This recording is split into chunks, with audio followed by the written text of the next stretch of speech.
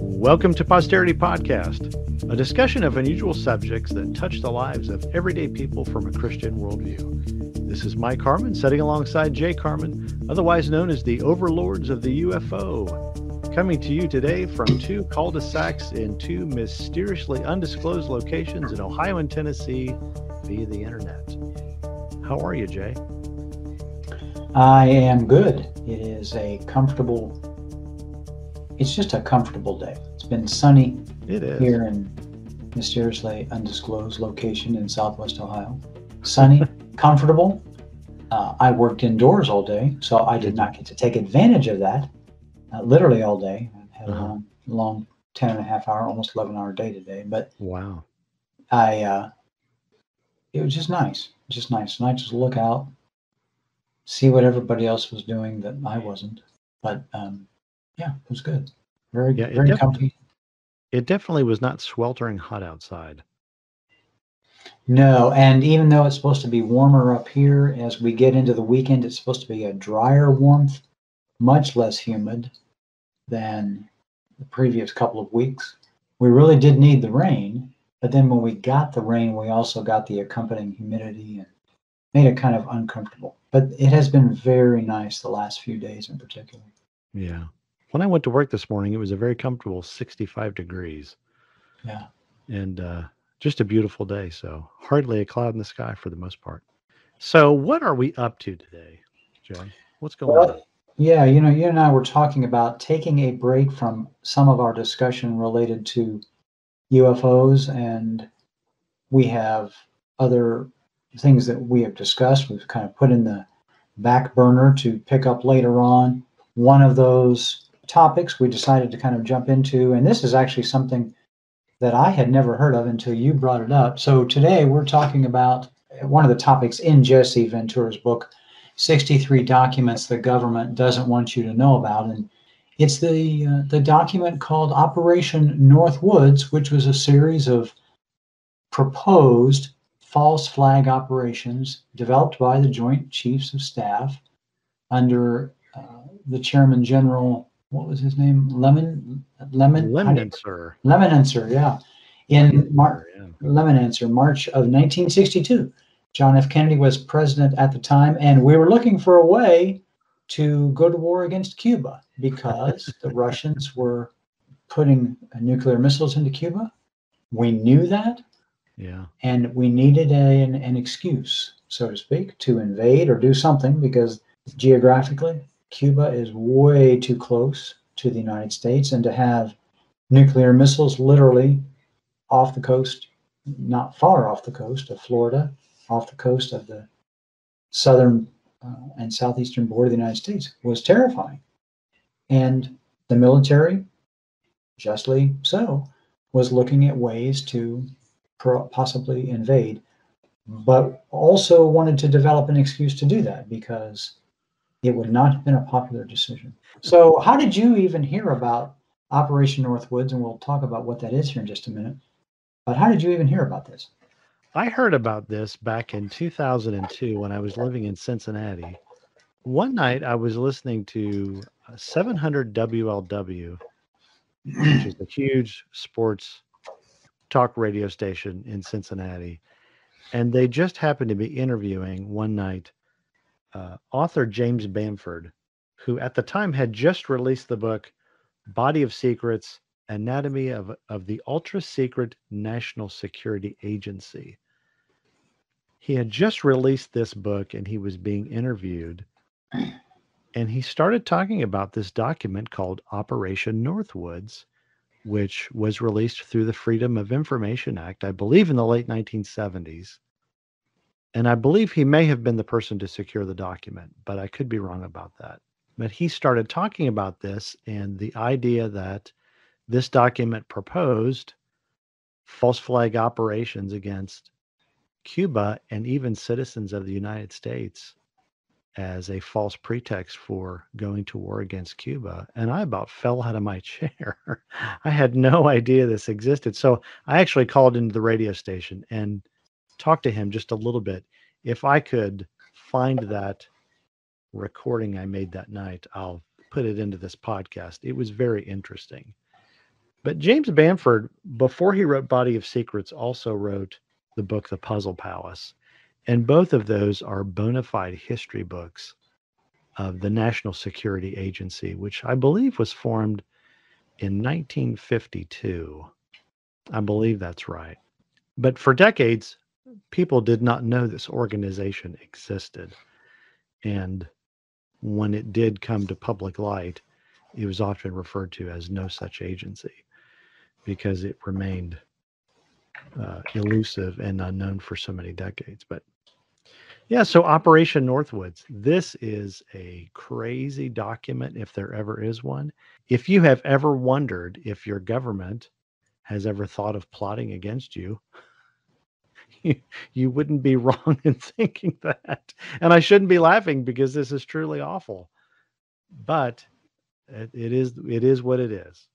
So Operation Northwoods was, as Jay said, this proposed false flag operation against American citizens that originated within the U.S. Department of Defense and the Joint Chiefs of Staff of the United States government in 1962. The document is dated March 12th, I believe, of 1962.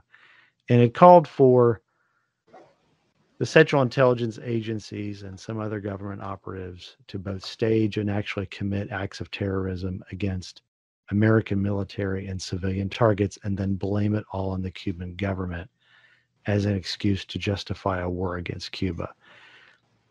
In researching for this discussion tonight, I relied very heavily on Wikipedia, which is something I never encourage my students to do. So I'm a big hypocrite tonight. But if what Wikipedia has reported is accurate, which I do believe that it is, it's just fine to go and get a nice summary of it right there.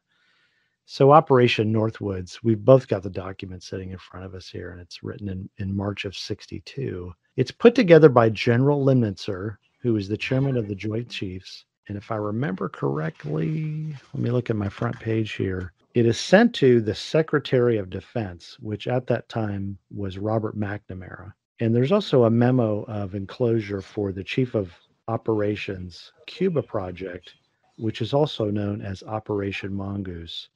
This at the time would have been General William Craig, I believe was his name. So I'm going to give you just a little bit of an overview, a historical overview of the era of American history in which this document takes place.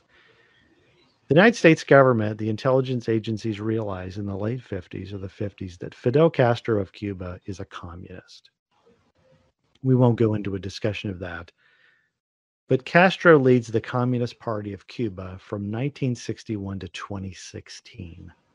When you think about him coming, he was a professional baseball player before he became a dictator of Cuba.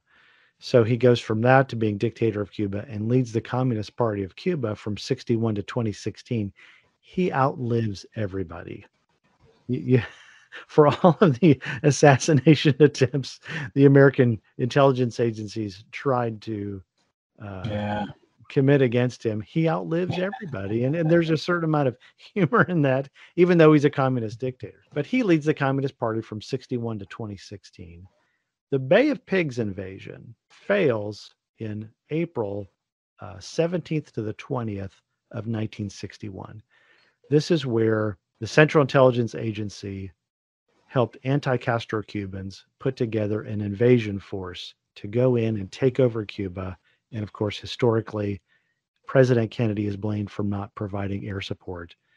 But after this happens, Kennedy says, I'm going to split the Central Intelligence Agency. I'm going to break it up into 1,000 pieces. And if you've ever seen the movie JFK, regardless of what you think about conspiracies or the conspiracy to assassinate President Kennedy, there's a wonderful scene in this movie where Kevin Costner, who plays District Attorney Jim Garrison, goes to Washington to the Lincoln Memorial and has a conversation with a man who just calls himself X, and it's played by Donald Sutherland. And this is a wonderful scene because if you've ever sat down with someone who had intimate knowledge of a subject and laid out for you, told you how things really were, you can appreciate the scene in this movie. So Jim Garrison goes to Washington in this fictional retelling of his work as district attorney of New Orleans to investigate the assassination of President Kennedy. He goes to Washington, has this conversation with this man called X. And Donald Sutherland's character is based upon the writing, teaching, speaking of the late Lieutenant Colonel Fletcher L. Prouty, who did work for the Pentagon as a liaison officer to supply the Central Intelligence Agency with arms and equipment it needed to carry out its operations. He did that for a time, and I believe he resigned in 1964. But if you've ever watched this movie, there's this very interesting scene between these two guys. The man X, played by Sutherland, just lays out a really nice, concise history of CIA covert operations during the presidency of Eisenhower and then beginning in Kennedy's administration. So when the Bay of Pigs invasion fails, Kennedy says, look, I'm going to splinter you guys into 1,000 pieces. He basically, if I remember correctly, signs National Security Action Memorandums 55, 56, 57, something like that. And he turns all covert paramilitary activity over to the Pentagon, but away from the CIA. He takes it away from the CIA and gives it to the Pentagon. And of course, this causes a lot of problems. He fires Alan Dulles over the Bay of Pigs invasion and all of that. Out of this comes Operation Mongoose. Operation Mongoose comes into play and is agreed upon by JFK in November of 1961. A very brief summary of that is, this is also known as the Cuban Project, also known as Operation Mongoose. It was an extensive campaign of terrorist attacks against civilians and covert operations carried out by the U.S. Central Intelligence Agency in Cuba. It was officially authorized on November 30th, 1961 by John F. Kennedy. This is really huge. This is how Operation Northwoods, I think, gets its start. It's not directly related to this, but it's essentially born out of it. There's a lot of things that go on in Operation Mongoose that I'm not going to go read through. You can go read a really nice summary of this on Wikipedia. But a lead person in all of this is Air Force Brigadier General Edward Lansdale. L. Fletcher Prouty, before he died, had a lot to say about Edward Lansdale and Lansdale's work with the CIA. And that if you've ever seen the tramp photos, is it 3 or 4 guys walking? I think they were under arrest in Dealey Plaza or close to Dealey Plaza. There's a man in that picture that Prouty identifies as General Edward Lansdale. So this is, it's a really convoluted story, but it's a really interesting story. So Operation Mongoose comes into play. Operation Northwoods comes into play in March of 1962. And this is where we said this is a proposed series of false flag operations to be committed against U.S. citizens to be used as a pretext for going to war against Cuba. And let's back up a minute. The Mongoose was terrorist acts in Cuba, but it was directed by the CIA. What was the goal there? Well, maybe not the CIA, but the military somehow or other. But what was the goal? I mean, were these things that we were sort of helping to instigate, but trying to make it look like what? Basically, it is an effort to help Cuba overthrow its own communist regime. Okay. It's a way to assist those Cubans in Cuba, and I would imagine even outside of Cuba, that want to overthrow communism and Fidel Castro in their own country. So Mongoose is us helping them to do that. In some case, probably Right. possibly leading the charge, so to speak. Yeah. But Northwoods is different because this is proposed activities within the United States where our people create situations, acts of terror, all sorts of things. And there's some details here in the documents. The goal there is to incite our people to believe that the Cubans are responsible for it. proposed then that we go to war against Cuba based on those things. So basically creating a reason to generate public support for the idea of direct invasion or intervention in Cuba. Yeah, it's all about gaining American support for a war against Cuba. And after this document comes out, no large-scale event with which acts of terrorism are committed against United States citizens is ever looked at the same again. Yeah, I was just thinking the same thing. You can't think of it that way anymore. You can't. So after this Operation Northwoods is created in March of 62. After this comes the Cuban Missile Crisis in October of 1962, just 7 months later. President Diem of Saigon dies in November of 1963, and there are strong ties to the American government. I believe the CIA in his death. We at least assisted those that wanted to get rid of him. Then, of course, you have the assassination of John F. Kennedy on November 23rd of 1963. A lot of this begins to come out to light because of a committee called the Church Committee, which was a U.S. Senate Select Committee in 1975 that basically was put together to investigate abuses by the CIA, the NSA, the FBI, and even the IRS. It was put together by Idaho Senator Frank Church, and the committee was a part of a series of investigations into intelligence abuses. 1975, according to Wikipedia, was dubbed the Year of Intelligence. This included its House counterpart, the Pike Committee, and the Presidential Rockefeller Commission. The committee's efforts led to the establishment of the permanent U.S. Senate Select Committee on Intelligence. The reason that we have the Senate Select Committee on Intelligence is because of the efforts of the Church Committee. The Church Committee commissioned their final report in April of 76. It was basically 6 books long. Also published were 7 volumes of the Church Committee hearings in the Senate. But before the release of the final report, the committee also published an interim report titled Alleged Assassination Plots Involving Foreign Leaders, which investigated alleged attempts to assassinate foreign leaders, including Patrice Lumumba of Zaire, a name I cannot pronounce, of the Dominican Republic, DM of Rafael Trujillo. Yes, there you go. You could say it. President Diem of South Vietnam, Rene Schneider of Chile, Fidel Castro of Cuba. There's a whole lot going on here. But under recommendations and pressure by the committee, Gerald Ford issued Executive Order 11905, which was replaced in 1981 by President Reagan's Executive Order 12333, which essentially brought a ban to U.S. sanctioned assassination of foreign leaders. So Ford issued that executive order banning U.S. sanctioned assassination attempts, and then Reagan reinforced that. Is correct? Yes.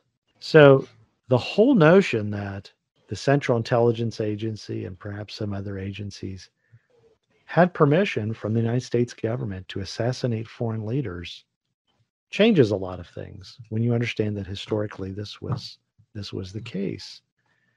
It's really hard to get upset at foreign governments that don't necessarily like us when we know, in fact, that we have tried to overthrow presidential elections in other countries, commit attempts of assassinations against foreign heads of state. It's all pretty wicked. But anyway, this led to the creation of Operation Northwoods, which is our discussion for today. So you ready to jump into that? Sure, why not? And something we should clarify here, I was looking this up as you were talking. Harry Truman, was president in the United States. He was 33rd president of the United States, served from 1945 to 1953. He was the one responsible for creating the NSA. Right. And that agency, of course, no one really knew much about it until more recent years at least. But the NSA currently conducts worldwide mass data collection, has been known to physically bug electronic systems, all sorts of things. The things that you would typically associate with spycraft. But Right. it's an agency that, people traditionally did not know much about. It is functional. And they probably have logged all 7 or 8 episodes of Posterity Podcast. Yeah. For posterity. For reasons of posterity. Yeah, that's right. Those guys stay awake at night and listen to our podcast, and it helps put them to sleep. That's right. President Truman was also responsible for the National Security Act of 1947, which basically created the Air Force out of the Army Air Force and also brought into existence the Central Intelligence Agency. Mm-hmm. So President Truman has a very significant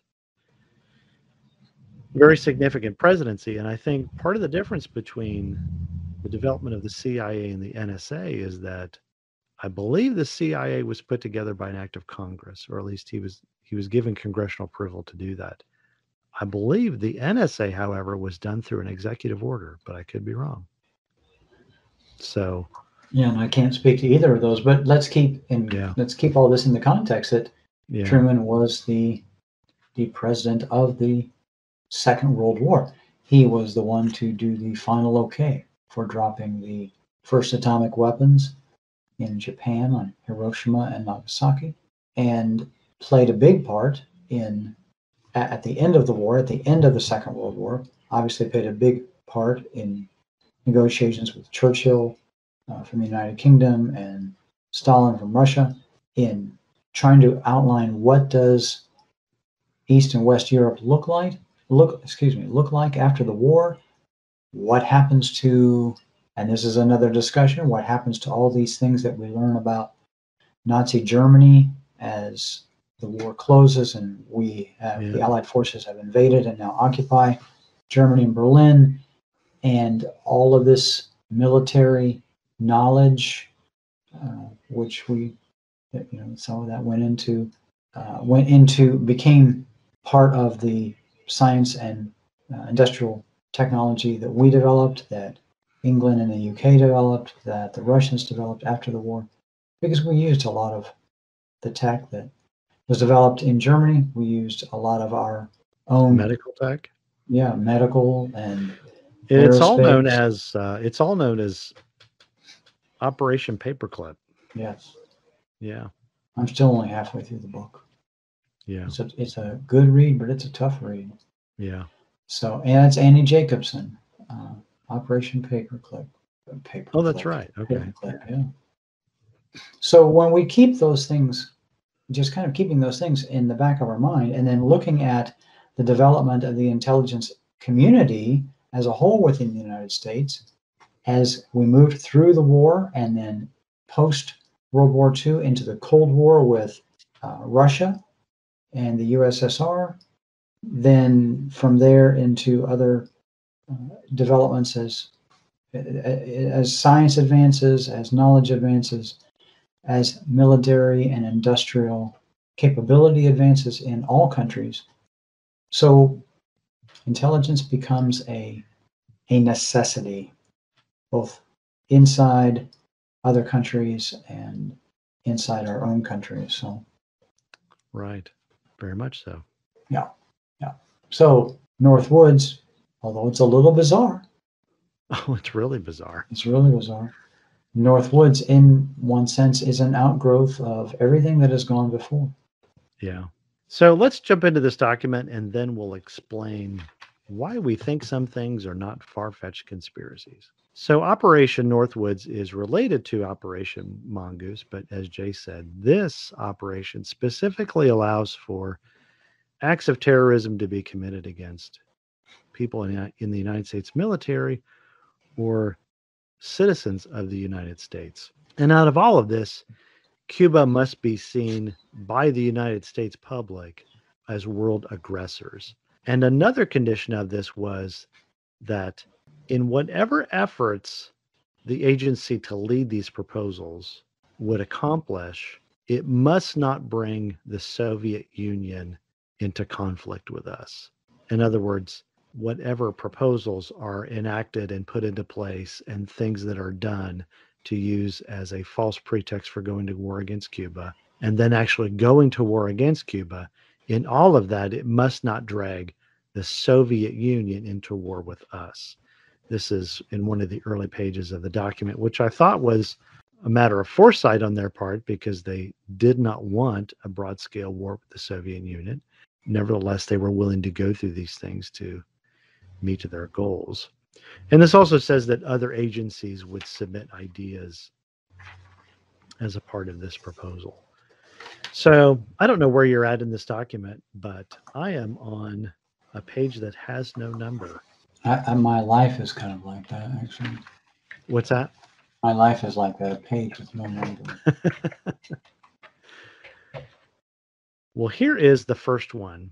Number one says, since it would seem desirable to use legitimate provocation as the basis for U.S. military intervention in Cuba, a cover and deception plan to include requisite preliminary actions, such as have been developed in response to Task 33C, not sure what that was, could be executed as initial effort to provoke Cuban reactions.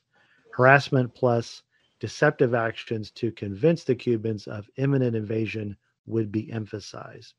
Our military posture throughout execution of the plan will allow a rapid change from exercise to intervention if Cuban response is justified or Cuban response justifies. So a series of well-coordinated incidents will be planned to take place in and around Guantanamo to give genuine appearance of being done by hostile Cuban forces. I don't know if you can see what page I'm on, but these things include start rumors, land friendly Cubans in uniform over the fence, which is in quotes, to attack a base, false attack of a base. I'm sorry, that just reminds me of, well, I won't say what that reminds me of, but capture Cuban friendly saboteurs inside the base, start riots near the base main gate. This would be done by friendly Cubans who are pretending to be bad Cubans in order to get us to go to war. Blow up ammunition depots inside the base. Start fires. Burn aircraft on the base. Sabotage. Number 7, lob mortar shells from outside of the base into the base. Some damage to installations. Number 8, capture assault teams approaching from the sea or vicinity of Guantanamo Bay. Number 9, capture militia group which storms the base. Number 10, sabotage ship in a harbor or sabotage a ship in a harbor. Start large fires. And number 7, sink a ship near the harbor entrance. Conduct funerals for mock victims. Yeah. The United States would respond by executing offensive operations to secure water and power supplies, destroying artillery and mortar emplacements which threaten the base. Yeah, and I mean, there's a sense in which it's ingenious, but it's also a huge lie, you know? Right. By the way, I mean, we need to remind anyone that's interested, you can find copies of these documents online. Right. These are all available to the public. Right. What was declassified, you can, in some cases, locate and download it. But the most common site for obtaining legitimate copies of the documents is the blackvault.com. And right, it's just amazing. These are documents that the site owner and many others have compiled information regarding different topics and agencies, all sorts of things. But they're things that were obtained through the Freedom of Information Act in many cases, and then uploaded to the web at the Black Vault. Continuing, what you were saying there, when you talk about some of these things that if officials, these were serious considerations. People were seriously thinking about, if we do this in Cuba, if we do these things in Cuba, instigate them, and then if we instigate some things at home It will just really tick people off, make people afraid, and an invasion of Cuba will be justified in the American mind. That was the goal here. They wanted the support of the public. In order to do that, reading on a little further here, one of the proposals is blowing up a United States ship in Guantanamo Bay, which is in Yeah, remember Cuba. the name. Yeah, blow up one of our own ships. We do it. We make it look like the Cubans did it and blame them for it. It's amazing some of the things that were proposed. And by the way, I was reading here one proposal is blowing up a drone. We talked today about drones because they are commercially available to the average person. And militarily, they've been used to incredible advantage in recent conflicts with Afghanistan and other places. We talk about them because they save American lives, because literally you can have a drone operator in the United States working through a satellite connection, flying the drone to create a drone strike. Drones are there, although they are in use much more today and much more visible to the average user, the average person today. They've been around for a long time. We had drones in the Second World War. They just didn't use them heavily. We have in this proposal, we could blow up a drone, an unmanned vessel anywhere in Cuban waters. We could arrange to cause such incident in the vicinity of Havana or Santiago as a spectacular result of Cuban attack from the air or sea or both. In other words, they want to make it look like the Cubans did this. The presence of Cuban planes or ships merely investigating the intent of the vessel could be fairly compelling evidence that the ship was under attack. Anything to make, well, any legitimate strategy to make it appear that the Cubans were causing all these problems, we need to go in and take them out. And it's true what you said earlier. It is very likely that because of the release of these documents and the comments and the writings of some military and American history and international history writers, their interpretation and understanding of these things and their comments about these things, for most of us now, we understand that not just Cuba, but other conflicts that we've been involved in, not everything is always what it seems. You cannot always just assume that the facts you're presented with at the time through media or other agencies of communication, that the facts are always exactly what they appear to be. Out of this idea of blowing up a U.S. ship in Guantanamo Bay and blaming Cuba, it should be noted that the Gulf of Tonkin incident, which is also known as the USS Maddox incident, it was this international confrontation that led the U.S. engaging more directly in the Vietnam War. There are two incidences, one August 2nd of 1964 and one August 4th of 1964. With basically what happens is on August 2nd, 1964, the USS Maddox is performing operations and was claimed to have been approached by three North Vietnamese Navy torpedo boats. The North Vietnamese boats attacked with torpedoes and machine gun fire. This happened. There were, I believe, there was some damage and some Vietnamese sailors were killed, but there weren't any U.S. casualties. This incident on August 2nd of 1964 actually happened, but it did not lead to any further intervention by the United States as a result of it. But there was another incident that was supposed to have happened on August 4th, which led to the United States Congress writing out the Gulf of Tonkin resolution, which granted Lyndon Johnson the authority to assist any Southeast Asian country whose government was being jeopardized by communism, basically North Vietnam. Well, what's interesting is that Robert McNamara, who had been, what was his title again? Secretary of Defense. Mm-hmm, yeah, Secretary of Defense. He admits in a 2003 documentary called The Fog of War that the second incident never happened, that it was made up as a pretext for increasing operations against North Vietnam. And that's incredible because that idea of a false flag operation, that's, that idea at least comes to light in 1962 in this document, even though this document addresses issues against Cuba.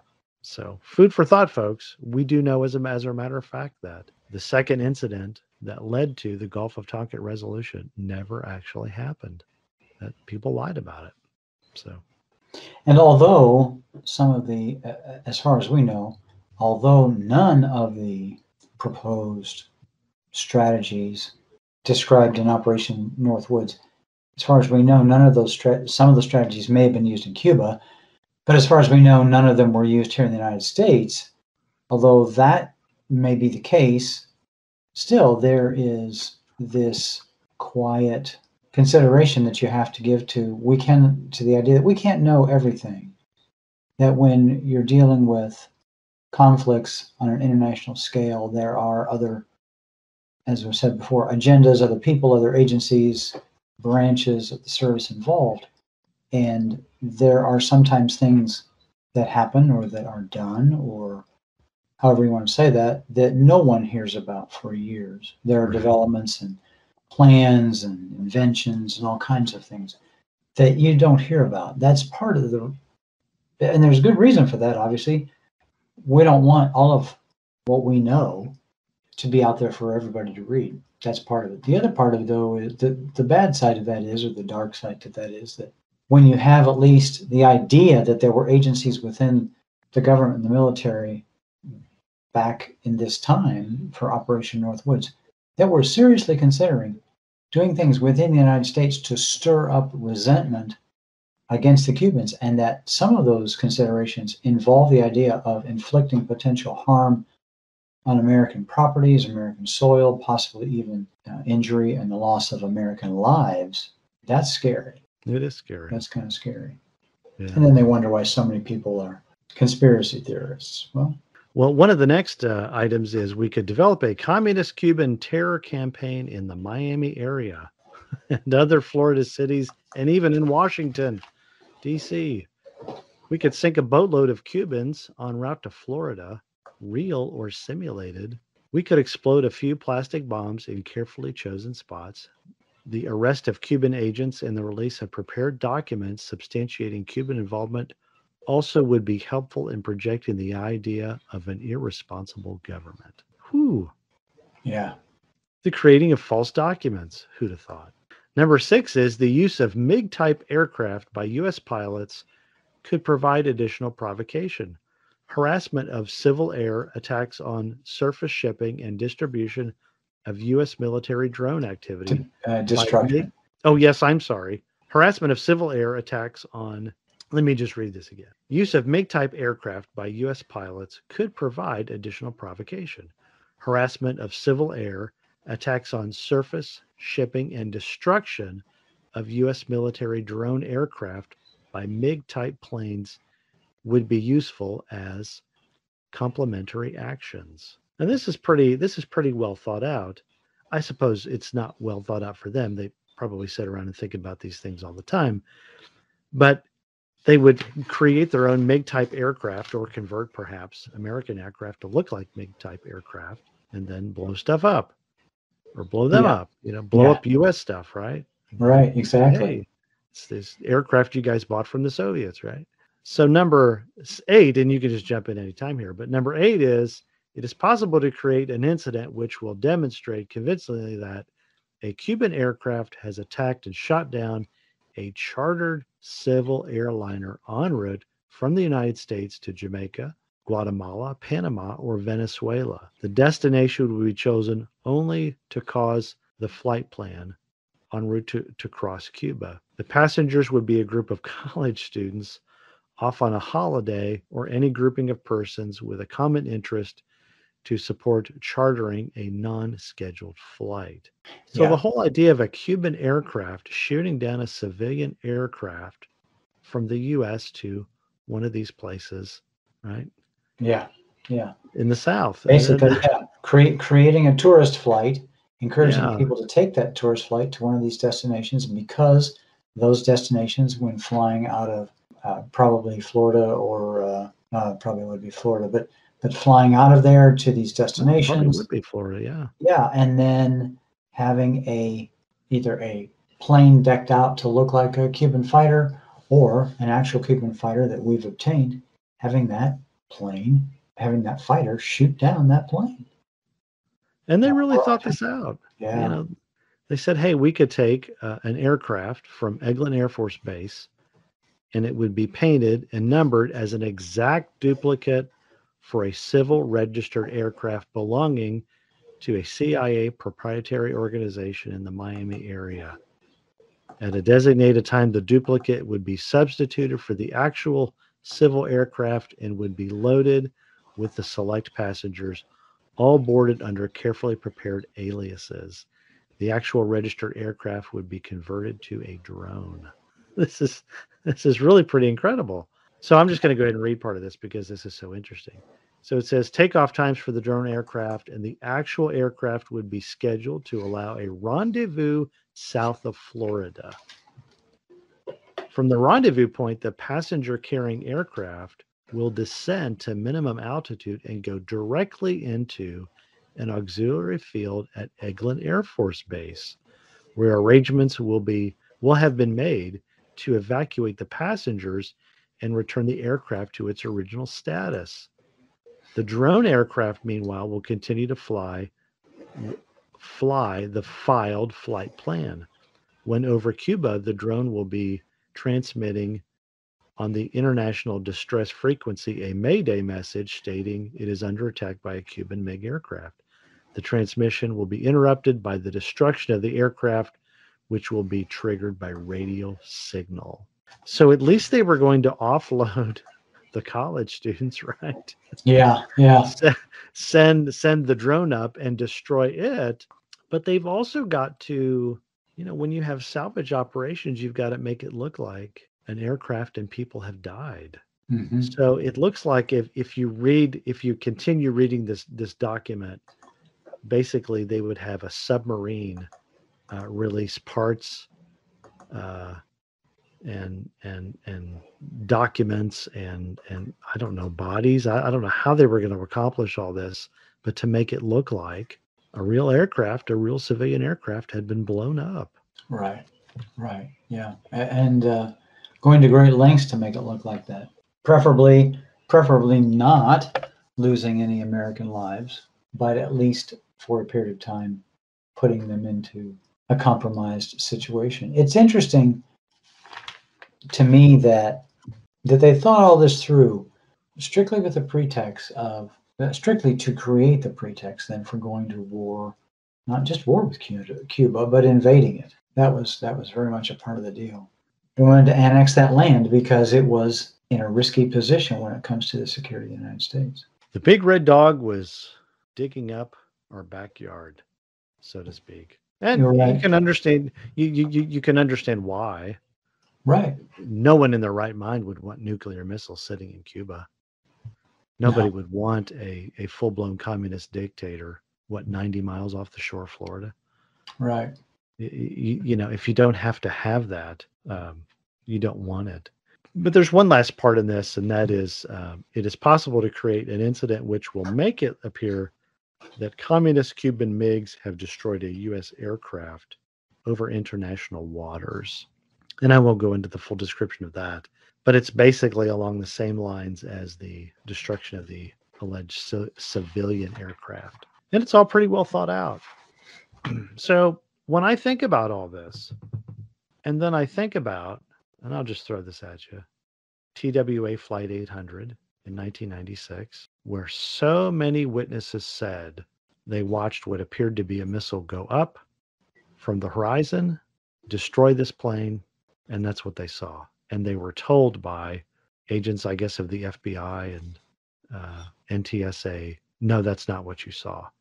And the CIA comes out with a video explaining how this fuel tank exploded because of a spark and then continued to ascend for another 1,000 feet, which is just absolutely ludicrous.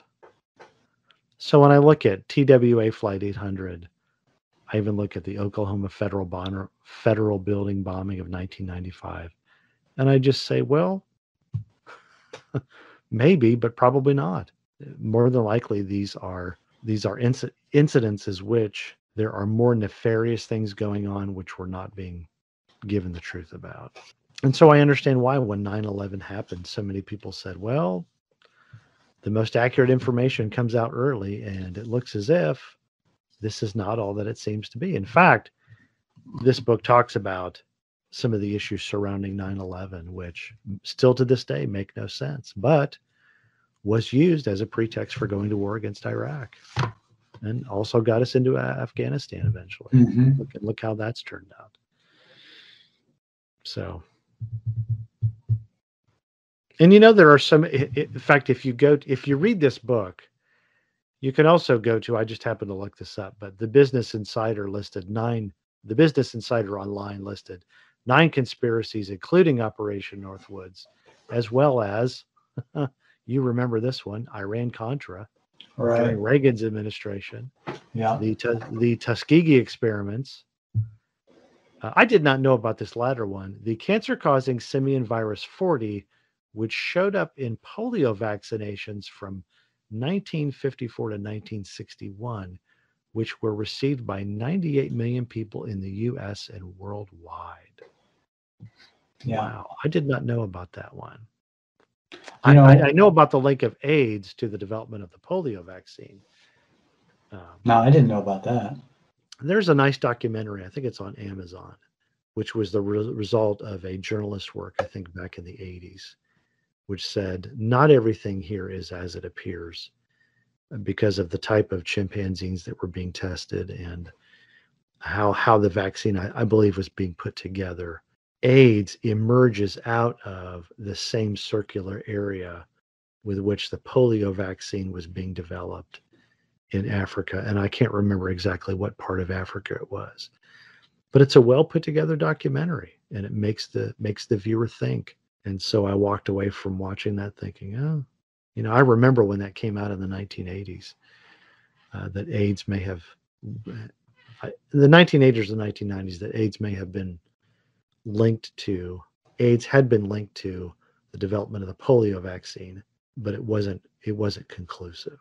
But anyway, that's a whole lot of conspiracies, right? But it's really hard not to look at what goes on in our day and age and not go, well, maybe we're being told the truth about that, but more than likely, probably not. It's kind of weird. I was not aware of the simian. I was vaccinated in that time that the simian virus developed. Mom and Dad used to call me a little monkey. I wonder if that has anything to do with it. Could be. Yeah. But the sad truth is that even if, let's say, what we think and assume, sometimes we always assume there are days when we assume the worst. So let's say that in assuming the worst about the potential for other, for U.S.-based agencies to cause these conflicts by instituting developments here at home that raise public support for a particular military or political cause, even if we don't assume the worst, or even if we do, excuse me, and actually that's not the case. Maybe we don't do all these things that we're afraid might be happening as a nation. There are other countries that have done some of these things, and the one that always comes to mind, of course, is Nazi Germany, leading up to and during the Second World War. And there were some things there that are just very hard to swallow. Well, not hard to believe, because the history is there that shows that it happened. right. But hard to swallow in the sense that we don't like to think that individuals or large groups of people, political, military, social, whatever, we don't like to believe that large groups of people can be responsible for coming up with really nasty things to do to others, all in the name of advancing a political cause or a national cause, a power cause. or even an economic cause. Yeah, we don't like to think about that because, for the most part, we're just the average. We're the average people that we're the ones paying the taxes that let some of these things happen.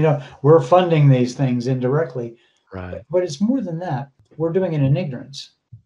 And if, in fact, those things happen, other people's, other groups, it doesn't just happen here. It happens other places, is what I'm trying to say. And we should not be surprised at man's capacity to imagine evil and carry it out. We should not be surprised by that. We should also, though, not be surprised by man's imagination, ability to imagine good things and work to cause those things to happen too. Right. There are Yeah. two sides. Yeah. Yeah. That's certainly true. Well, after 9/11 happened, I remembered hearing about how there might be a possible conspiracy behind all of that. And I do think it's interesting that I know that you watched the show The X-Files, but there was a spinoff of that show, and I don't know if you know this or not, but there was a spinoff of that show called The Lone Gunman. Yeah, which, I knew which about it, but I never watched it. Yeah, I watched the pilot episode, maybe a few episodes of it, and wasn't really that impressed with it. But it was done by Chris Carter, who developed the X-Files. But it aired from March to June of 2001. It didn't have a long life. But do you know what the pilot episode of that show was about? No, huh? Okay. The pilot episode airs on March 4th, 2001. And the pilot episode is about rogue members of the United States government remotely hijacking an airliner departing Boston, planning to crash into the World Trade Center tower, at least one of the World Trade Center towers, and let anti-American terrorist groups take credit to gain support for a new profitable war following the Cold War. And when you consider that the neocons basically put together that committee, what was it called? The Committee for the New American Century, or the Group for a New American Century, that was basically looking to promote Reaganite values and basically positioning the U.S. to develop its interest worldwide and help maintain a certain amount of peace and security around the world. They developed this plan, and they just came right out and said, this will be hard to do without some type of Pearl Harbor type event to get our foot more securely over in the Middle East. And this came out in either 2000 or 2001. And then lo and behold, 9/11 happens. It's all very difficult to swallow. It's all very difficult to swallow. And then of course you have engineers for 9/11 who say buildings don't fall that way. when planes crash into them, I actually had a lady come in to the pharmacy about 3 weeks ago she was talking about 9/11, the World Trade Center, the attacks there.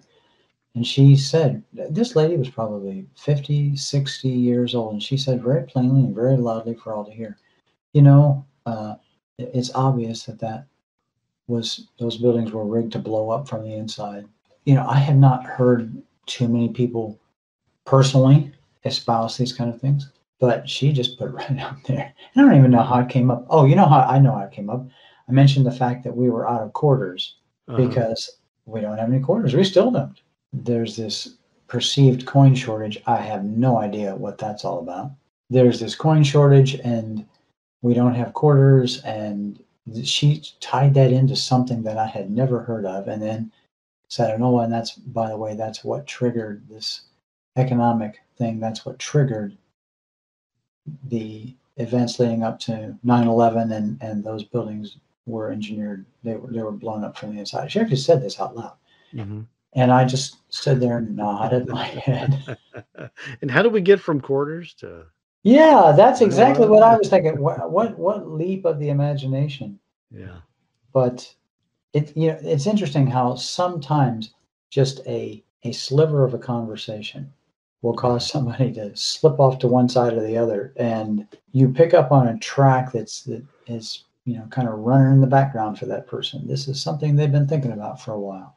And for whatever reason, they related that particular moment in history to the fact that I didn't have any quarters. In one sense, I can shake my head and chuckle about some of this, but in another sense, I can't, because in a more serious sense, I can't, because so many thousands of people have died. When you look at the Vietnam War and how that war was waged and what happened when the United States pulled out, and how Saigon was overrun, and Laos and Cambodia and all of that. And Now we have the same thing in Afghanistan. I want to say there were like 3 million people that eventually lost their lives after Vietnam was over because we got out. Also, all the Americans that lost their lives in Vietnam, and then who knows how many people, how many South Vietnamese and North Vietnamese people lost their lives.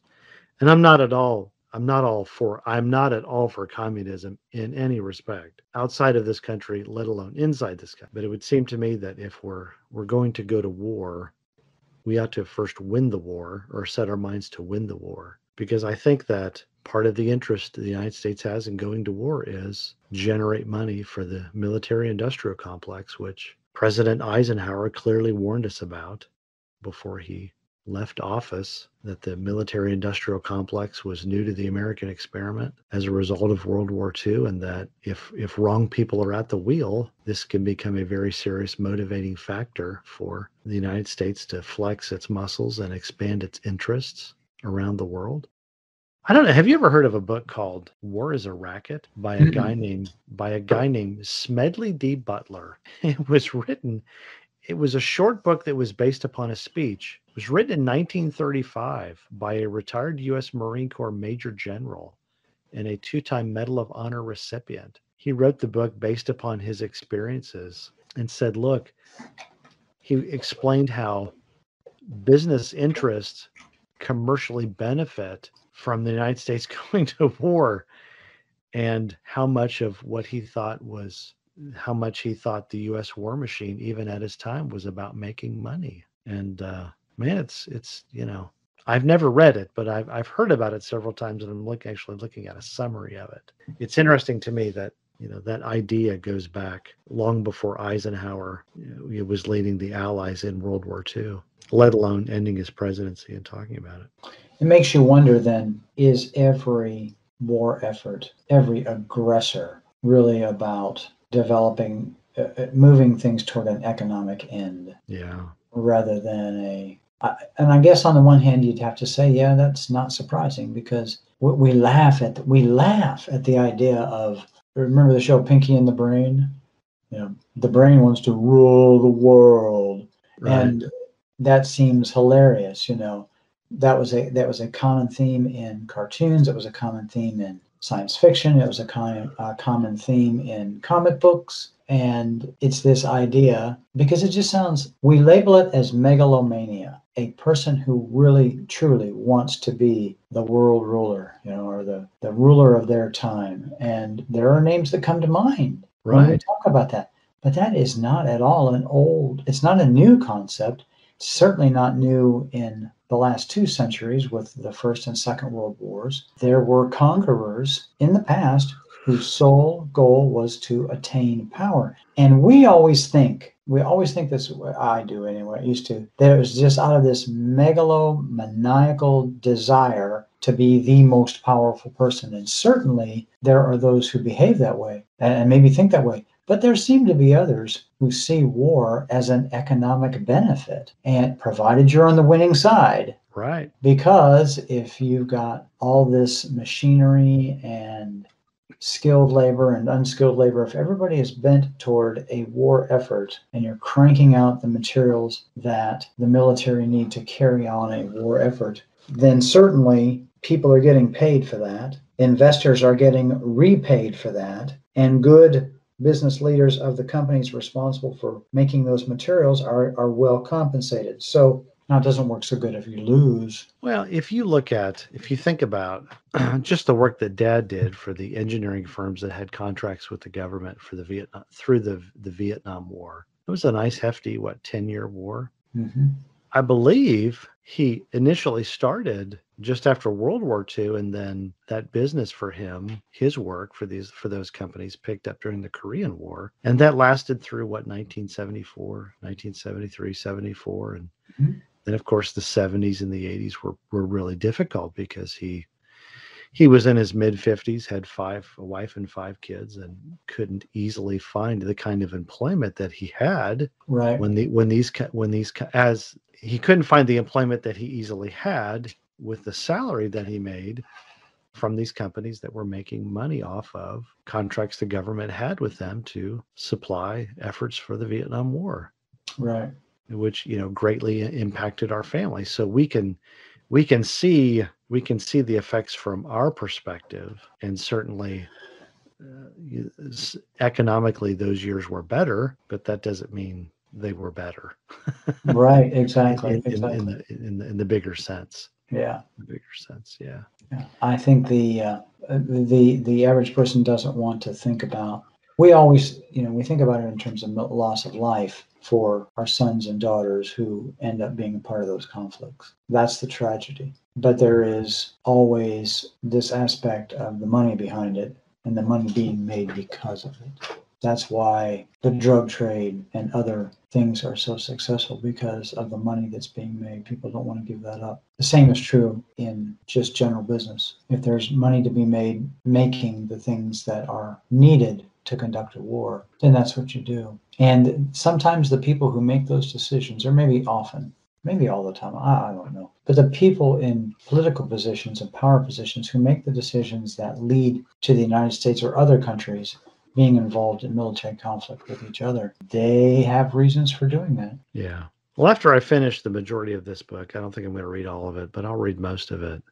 I also want to get to Fletcher Prouty's book, Colonel Prouty's book, The Secret Team, in which he lays out his knowledge of CIA covert affairs during Eisenhower and Kennedy's administrations. And then I actually have an old audio copy of the book On the Trail of the Assassins by Jim Garrison, Mm-hmm. read by the late Ed Asner. Oh, And, wow. and somehow I have it on cassette tape. I don't know how I got it. I listened to it probably 20 years ago, and I found it the other day, and I thought, I'm going to make a nice digital copy of that, and I'll send that off to you if you want to listen to it. Yeah, I'd like to listen to that. I've seen some of the research, or some of the material related to that subject, but I've not followed it as closely as I have other things. Yeah. Well, that's all I got for conspiracies here on Yeah, this. Operation Northwoods. What a bizarre revelation. Let's call it that.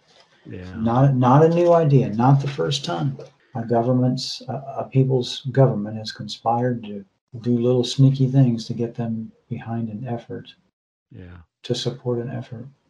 And it's not hard to understand why people believe in conspiracies nowadays. Mm-hmm. It's not hard at all. Right, not hard at all. And this is just one of, this is something that obviously no one knew about for a period of time. And then the paper trail's out there, the documents are out there, the information is out there. There are things that when you and I are gone 20, 30, 40 years from now, our children, grandchildren, great grandchildren will be learning, hopefully, provided we don't all get blown up, or the Lord doesn't come back. Actually, I believe that'll happen first. But yeah, so if the Lord doesn't come back before then, and there's at least some freedom and access to information, there will be those who come long after us and look back to 2021, 2022 and say, never saw that coming, or didn't see that happening, didn't know that was going on. That's just the way it is, unfortunately. Right. It would be interesting to see how much of these documents serve as curricula for bachelor's degrees, master's degrees in American history. What is really being taught on college campuses, which I'm sure in many secular environments is far gone, as woke as it can be. Yeah. But even in if you were to go to a Christian university and get a degree in American history, let's say, history of the 20th century, or, I don't know, the Cold War, how many of these documents play into the study of that era of history? Well, anyway, Mm-hmm. it's not lost on us, but that's all we got for today, folks. So, yeah, no conclusions, just lots of weird things to consider and lots of questions. well, all right. It's been a good one. Yeah, it has. Operation Northwoods. Who knows what we'll dig out next? Dig Yeah. up next. Dig But we've up. definitely got to get to our next part on UFOs. Right. Yeah, we'll be talking about some of the books that document the history of the subject. And these are things that predate recent revelations with all the things that have come out in the media in the last few years. All right, that's it for this episode, everybody. Have a great week. We'll see you later. We're going out with Ray Carmen's Hamana Hamana. Bye, everybody. On radios. Y'all have a good week.